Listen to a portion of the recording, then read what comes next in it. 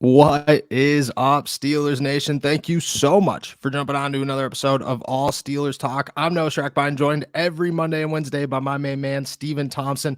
Find us on youtube.com/All Steelers Talk or subscribe anywhere you get your podcast. Today, fully loaded show. Najee Harris opened up about the running back market, Dalvin Cook's release, and what the future holds for him. Alex Highsmith is looking for a contract extension before training camp. Is it going to happen?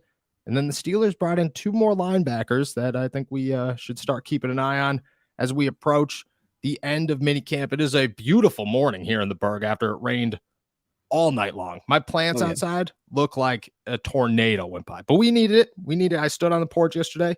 My fiance made fun of me because I said I was holding my cup of coffee. And I said, we need this rain. And she just laughed and walked inside. You're really turning into a dad. Yeah. Cat dad. That's the same thing. You know, you got four of them. Much. It equals out to one child. That's what I've heard. But right, one cat equals a quarter of a child. I've always heard that exchange rate too. Yeah, that's what they tell you at the vet when you get one. But how you feeling, my friend? How's life treating you? Feeling good. Yeah, it's been a pretty good week. Needed that rain. I've just been plastered and sitting inside my room playing a lot of MLB The Show. That's nice. That's been my life for the past half a week, I guess. That's beautiful. The Show is a phenomenal baseball game. Congratulations to you, by the way. I don't think I think it happened Monday night that the Heat did not win the NBA Finals. Yes, so yeah, that was huge for me. That was a big moment in my life. Yeah. It's bad, second. It's a good consolation prize. Jokic, I know we talk a lot of basketball on the show now, but Jokic might be my new favorite human being because he just doesn't care at all. Yeah, about anything at all.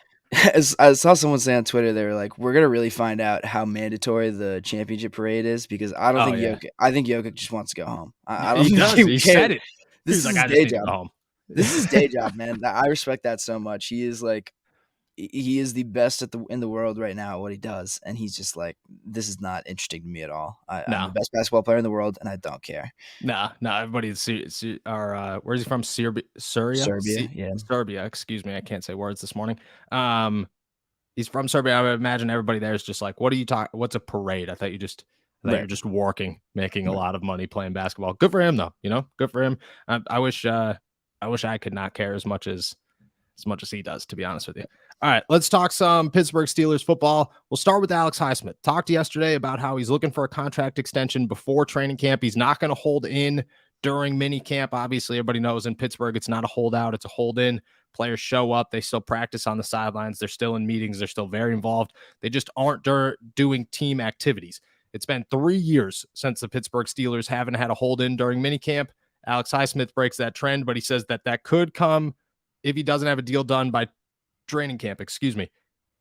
Do you see that happening? Do you see things moving quickly? Last year was Minkah Fitzpatrick who got a deal done before early, which kind of shocked a lot of people. The year before that, TJ Watt was most of training camp where he spent his time on the sidelines. Deontay Johnson, a little bit into training camp last year, but got a deal done early. Do you expect Alex Highsmith to kind of follow TJ, Deontay, or maybe a Minkah here where we get a deal done during this break? Well, I would be really shocked if it spills over much into training camp like a TJ. I feel like it'll be more like the Minkah situation for a couple of reasons. First of all, I don't think this is going to be a huge strain on the Steelers. Like signing Alex Highsmith to an extension is not going to. I don't know. His extension would not look like Minkah's or TJ's. Yeah. So in theory, this feels like it should be relatively easy to do in my head. Alex Highsmith is a really good player. He deserves his money, and there's no. I don't know. I don't know what there's negotiating to do, but there's not much. I feel like the Steelers and Highsmith camp should know what they want from one another, and this should be a relatively straightforward either we're going to do this or we're not going to do this. Yeah, I kind of feel the same way. I think Alex Highsmith wants to be here, and I think that he understands. Like, the thing about Alex Highsmith is this. If he hit the open market, he's getting paid. Like crazy money getting paid. He's going to get a Bud Dupree type deal, maybe a little bit better because he's younger. He's had more production. Like he'll be maybe the hottest name on the market as an outside linebacker. But if he stays in Pittsburgh, he has the understanding, and I think that he fully gets that. he has the understanding that TJ Watt's already here. Minka Fitzpatrick's already here. Cam Hayward's getting paid. Deontay Johnson's getting paid. There are already people who are taking up the salary cap who stand a little bit above this guy. And it's not as if both of them hit the open market, Alex Highsmith's still going to walk away with more money. If Alex Highsmith and TJ Watt both hit the open market today, Alex Highsmith is making a lot of money. TJ Watt's making way too much money. It's crazy number difference. I think he gets that. I think that he's going to take that into, negotiations. Obviously, an agent isn't going to look at it like that. They're going to look at it like, how much money can we possibly drag out of this guy or drag out for this guy? The Steelers are going to have an understanding that they want to keep him. Alex Highsmith's going to have an understanding that I'm not going to make as much as TJ Watt. I think that number, whatever it is very interesting. You look at guys that are kind of like around him, like Trey Hendrickson is a good example, makes $16 million in $60 million. So $16 million a year. It's a 4-year, $60 million deal. I could think that is like a number that suits him. You also got guys like Bud Dupree, who had a 5-year, $82.5 million deal that was closer to $20 million a year. Like, are you going to get closer to that? I think that somewhere in that ballpark is fine, but I would imagine it's probably the lower end. Yeah. No, yeah, I was going to say $15 million seems like kind of where you'd start if you're the Steelers, and then you work your way up. Highsmith probably counters with 18 or something like that. 4 years seems like a lot to me, though. I feel like they might try to go like a 3-year deal. Yeah, I feel like 3 years would. I don't know, maybe not, but he doesn't get that. I think the thing is that like this is his 4th year, so whatever this contract extension is starts at the end of this season, which is a huge. Like most teams, most guys, they get their contract extension. I mean, Dalvin Cook is a prime example of this. Everybody's talking about, well, he signed a 5-year deal in 2020. Yeah. Or in 2021. Yeah, but it started in 2022. Like that's the, or he signed it in 2020 and then it started in 2022. That 2021 season was still on his first deal. Alex Highsmith's first deal ends after this season. So if he doesn't get paid, he jumps to free agency. Do you think that the franchise tag is an option if a deal doesn't get done? Do you think that the Steelers could be looking at the situation and saying, yeah, we don't really know what our salary cap's going to be, because in the next 2 years, you got to figure out your offensive line, because James Daniels' deal is going to be up. Mason Cole's deal is going to be up. Chuks Okorafor's deal is going to be nearing an end. And Dan Moore, and you got Broderick for a while, but Deontay Johnson's deal is going to be nearing an end. Pat Fryermuth's going to need a new deal. Najee Harris is going to need a new deal. You're coming up on all these names. Do you bag Alex Highsmith now, or do you possibly consider a franchise tag? I don't hate the idea of a franchise tag, but I'd rather just sign him. I don't know. Like there are a lot of those guys that I think are not priorities in the same way that Highsmith should be. Mm-hmm. So like I don't know. I'm not looking that far ahead just yet. I would rather take Highsmith right now and worry about the rest of that stuff later. Because I don't know. Like I feel like it's easier to live without Chuks Okorafor or Deontay Johnson than it is without Alex Highsmith. Yep. So yeah, I hate the idea of a franchise tag, but I don't know. I would just sign him this year. Like sign his extension this year. I don't, because the other thing is I think this is such an important year for them, for the team as a whole. I would just want the vibes to be good. I wouldn't want this kind of hanging over you as you enter training camp. I wouldn't want this to, I don't know, mess with anything in the locker room. I wouldn't even want to risk that, quite honestly. And that's why I think it's really important that they just get it out of the way. They just get it done and figure the rest of it out later, quite honestly. I don't know. Yeah. I feel like there should be some sense of urgency here. Yeah, I kind of agree. Like, I like the vibes. Like, I think that the Steelers are in a good spot. I think Alex Highsmith is a very team-oriented guy, which I think is huge. Right. The fact that he understands his role, I think, is super important as well.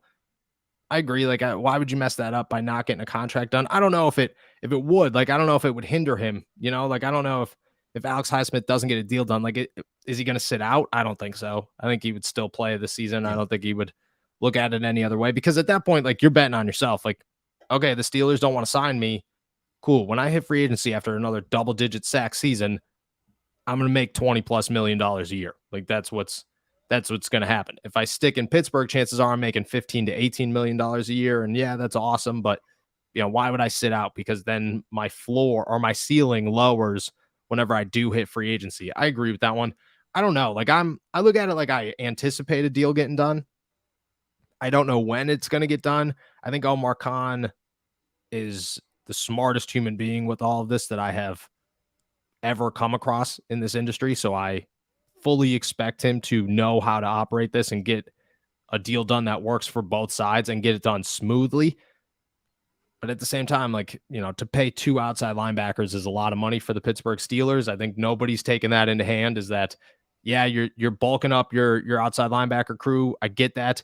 That's very unusual in the NFL to say we're going to pay 2 edge rushers near record-breaking contracts, and then while also having Minkah Fitzpatrick and Cam Hayward and Larry Ogunjobi, who's not on a cheap deal, and Cole Holcomb, who's not on a cheap deal, like all these names. It's just it is. I think there's more that goes into it from the Pittsburgh Steelers end than we've acknowledged. Do I still think a deal gets done? Yes. Do I think it gets done by training camp? I don't know, to be honest, but there's a part of me that kind of doesn't want to, because I want to see what Nick Herbig does. Like I want Nick Herbig to take a boatload of first team reps and just, look, he looks good. He looks very good, and it would be fun to watch.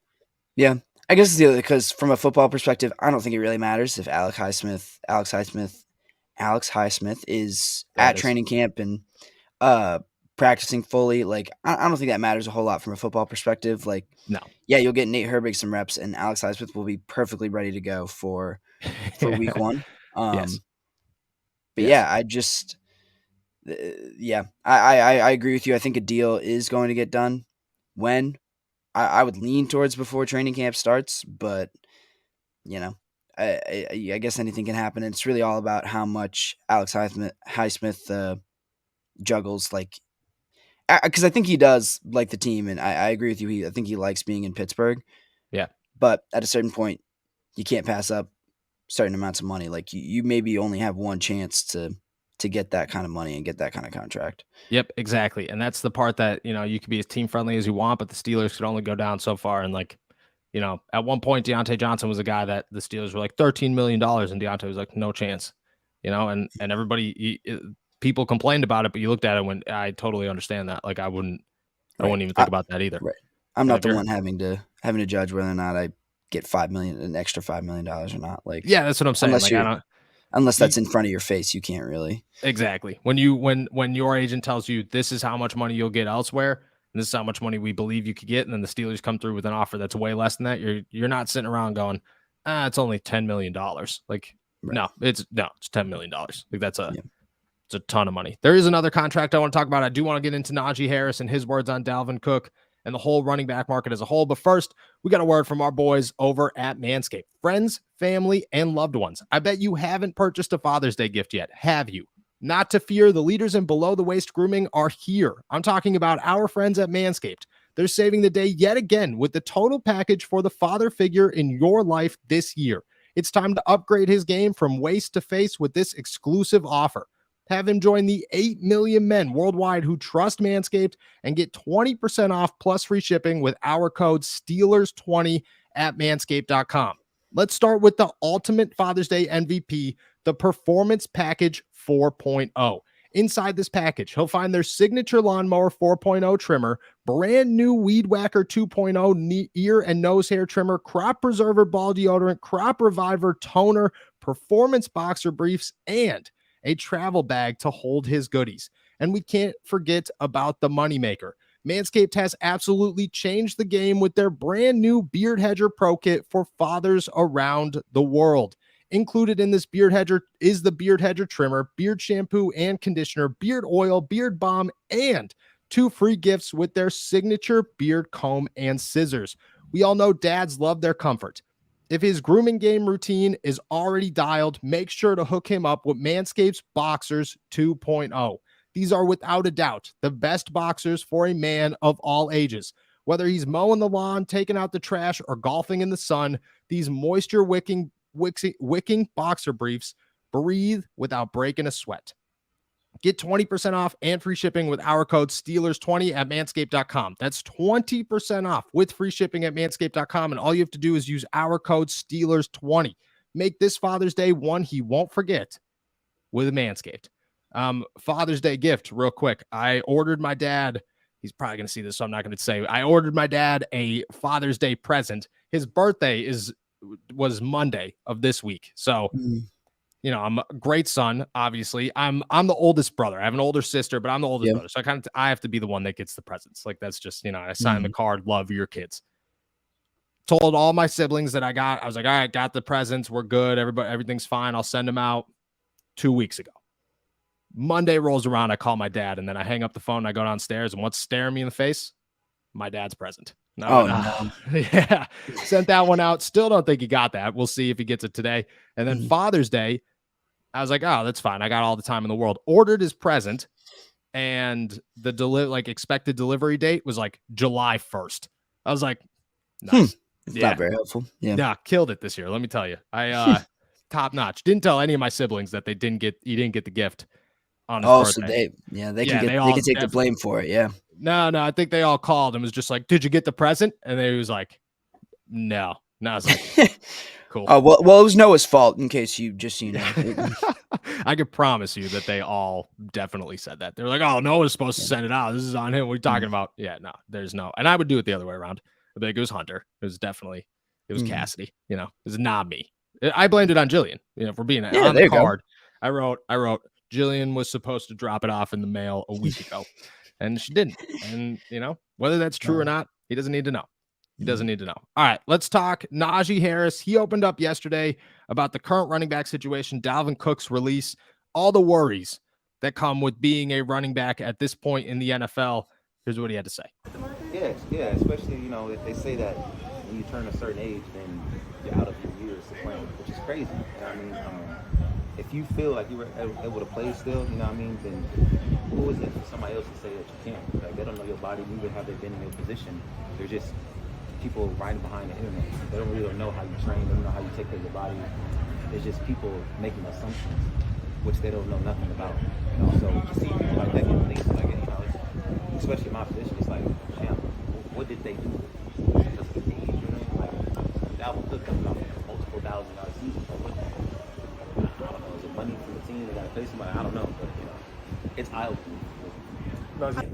You can't stop time. I mean, like, I can't do nothing about that. All I can do is take care of my body and show them that I'm still available. You know, I'm still, I guess all running backs can do is really just show them that, you know, the best ability is availability. So me just showing that, you know, that I'm still who I said I was when I first got in. I think that's important, but, you know, with age, you can't stop that. Like I said, like, they just think when you turn a certain age and it's over with, which is the craziest thing possible. There's people in this league who's 30, you know what I mean, 40. You know what I mean, there was. I don't know. How old was Tom? I don't know. 45. What? 45, I think. Yeah. God damn, so that dude was 45. I didn't even know that. Old. But yeah, man, there's people in all types of, you know, age groups, but I think it just matter of how you take care of your body. I think it plays a big role. Like LeBron said something like he spent millions of dollars on his body. I mean, like, I ain't gonna say I spend millions, but I spend a lot of money on my body too, because I know the best ability is availability. So especially my position, take a lot of hits, you know, not with people, you know, from all type of people, linemen or D linemen, you got backers, you know, you're getting hit by the whole team. So, you know, for me to take care of my body is really important, and I think I do a good job of that.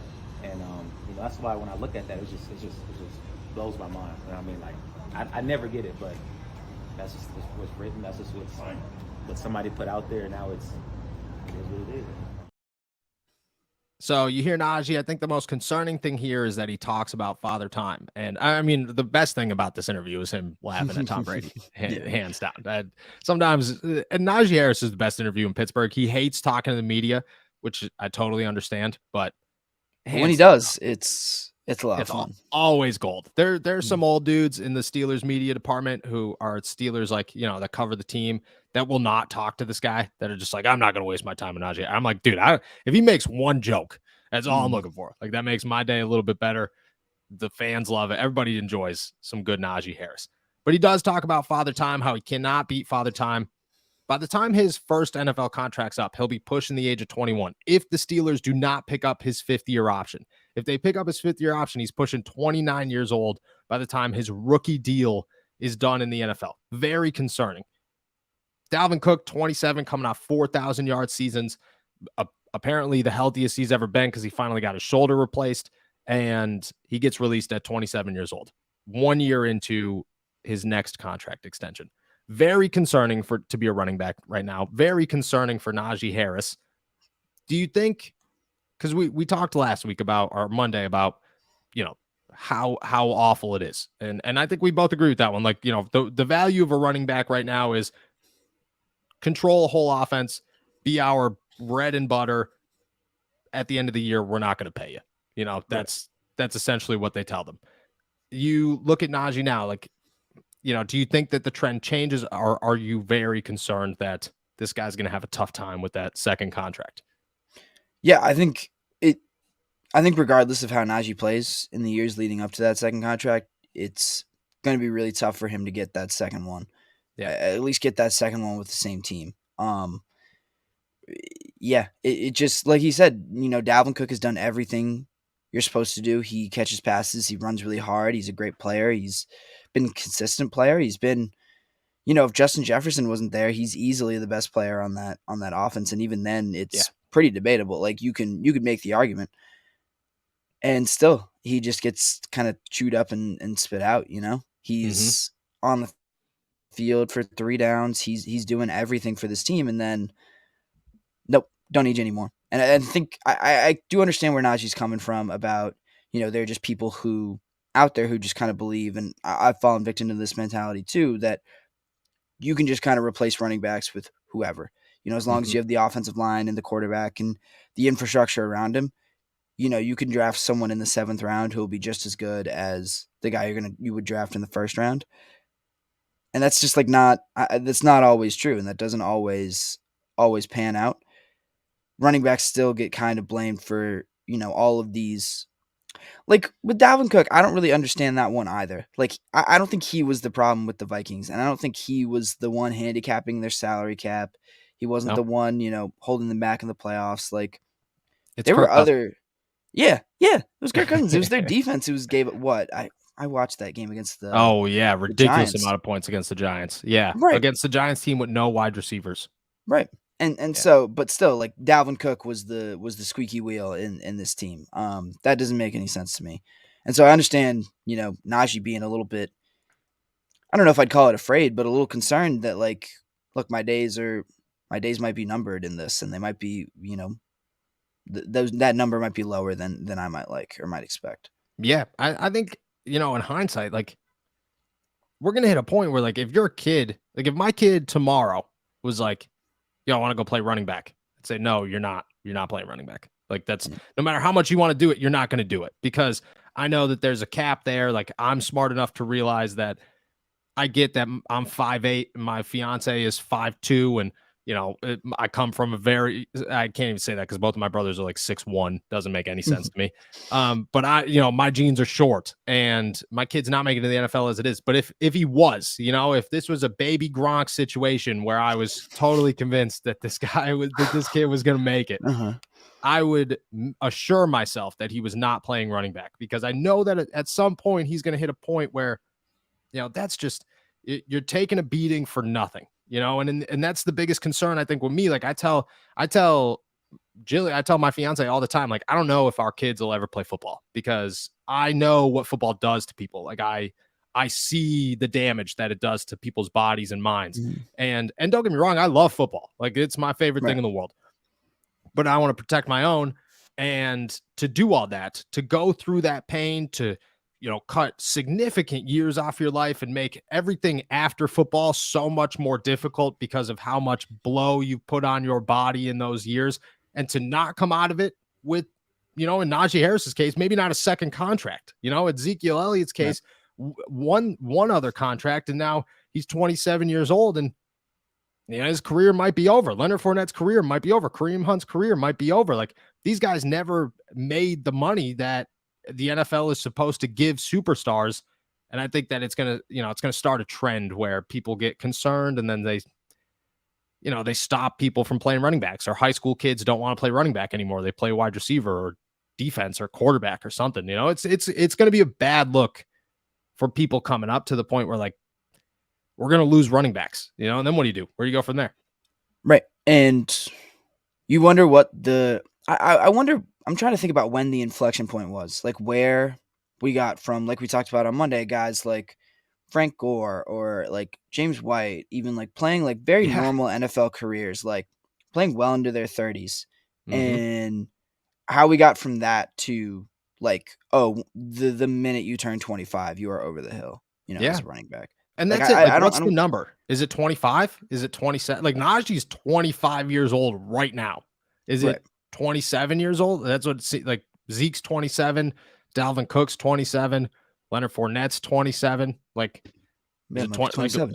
is it But also 27 like years old? What? in a day and age where running backs can play more like receivers, where they can catch more passes and not just be running headlong into defensive lines. Like Yep. this should be an era where running backs should be as durable, or not durable, I guess maybe, but as Utilized. as utilized and be able to be contributors for as long as they've ever been. Yep. But no, this is where we're going to decide that running backs, their lives get cut short after 5 or 6 years in the league. That doesn't really make any sense to me. Yeah. This should be like a golden era for running backs again, and it's not. The NFL wants it to be a golden era for running backs, but they also want it to, the NFL has never been a player-oriented league. It never will be a player-oriented league. It's very, this is a business. That's what you hear. You hear your whole life. The NFL is a business. It's tough decisions, but it's a business.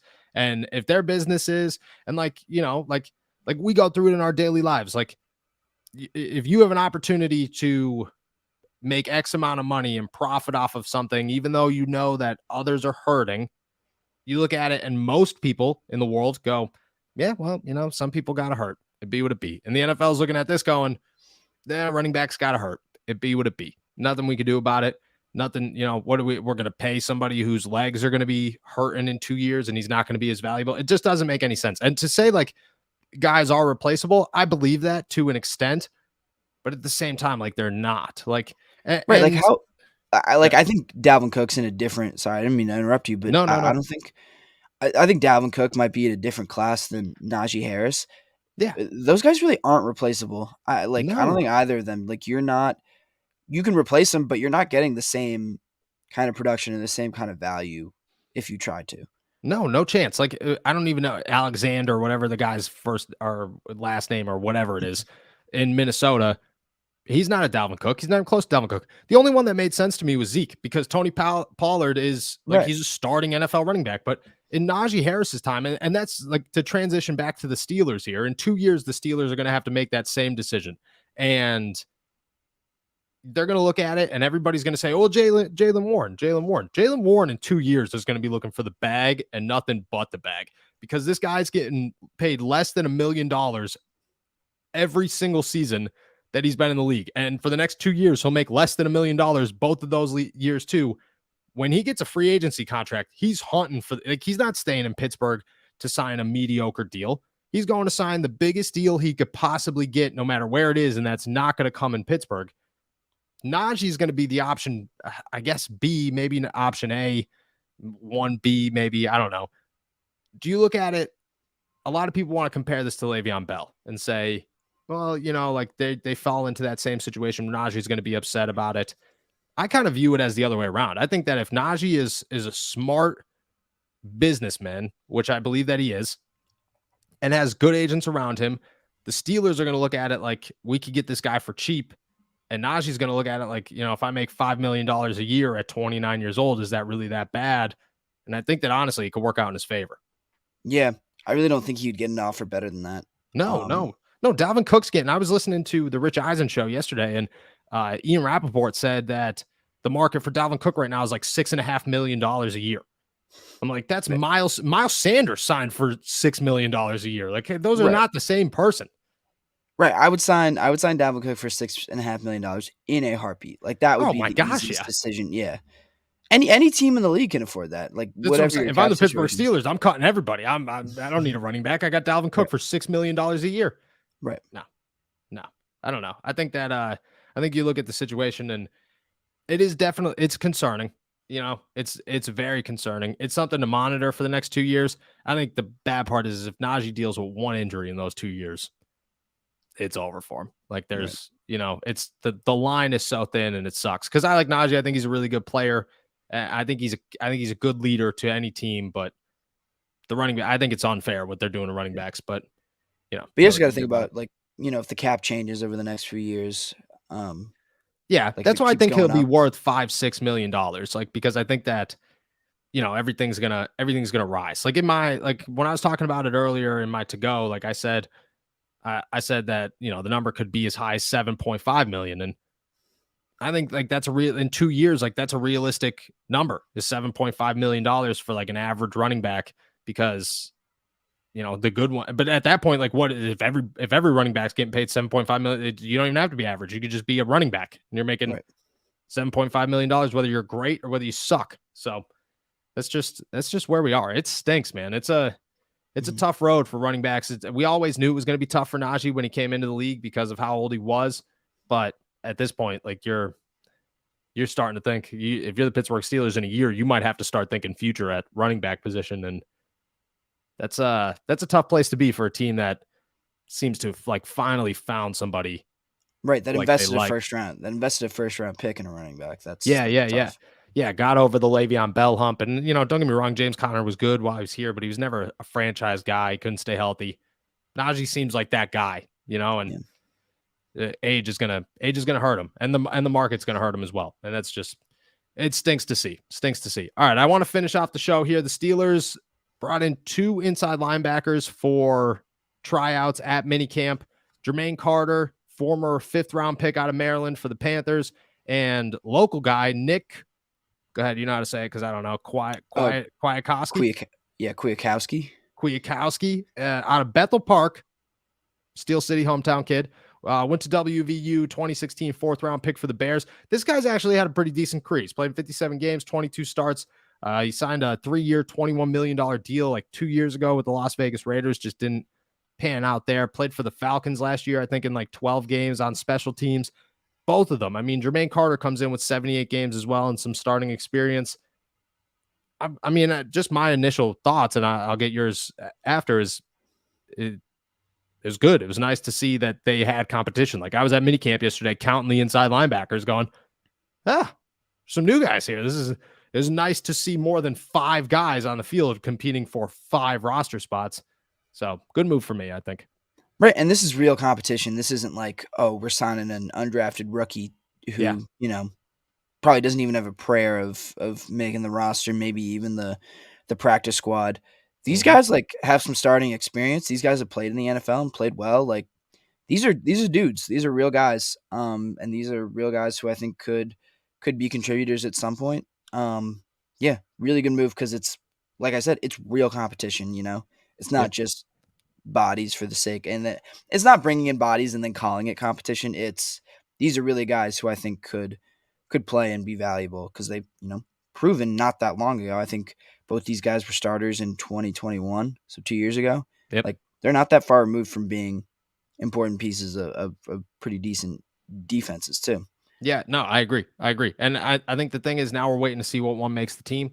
Because I think I don't know what I didn't realize that you could even try out at minicamp. Like they practiced normal, and I Mm. was like, oh, this is what a try. Because like before this, like a tryout is you come in, you hang out with like one position coach, you catch a couple of passes, you do some drills, and they're like, all right, you either look good or they pretty much Yeah, predetermined if they were going to sign you coming into there.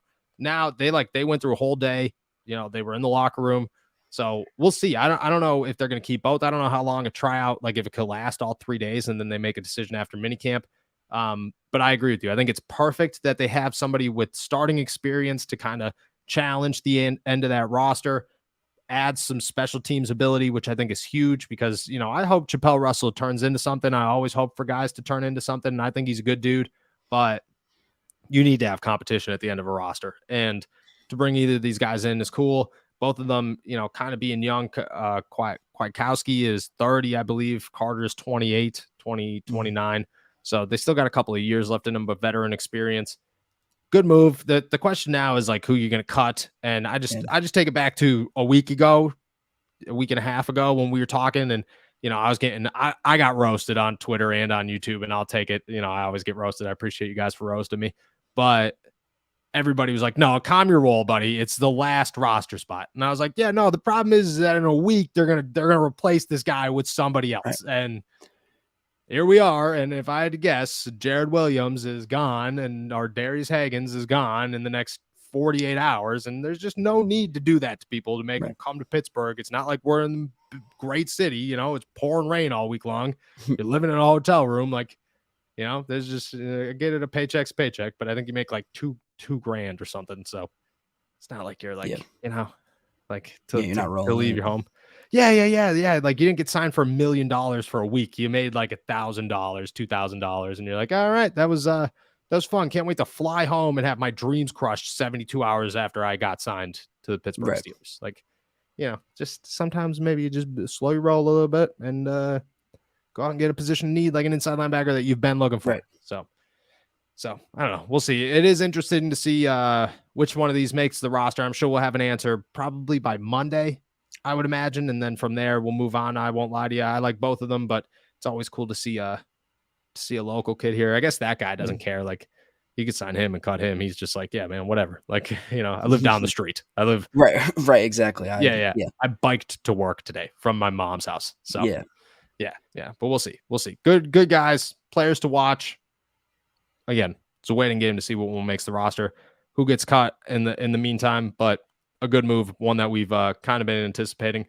With that said, we're heading out of here. Thank you guys so much for jumping on to another episode of All Steelers Talk. Make sure to subscribe to us on YouTube, youtube.com/All Steelers Talk. Check us out anywhere you get your podcasts. And as always, find all of mine and Steven's work on allsteelers.com and our Pitt coverage. Remember, it is recruiting season at InsideThePanthers.com. I will be back on Friday with Derek. Enjoy another beautiful day in the Berg.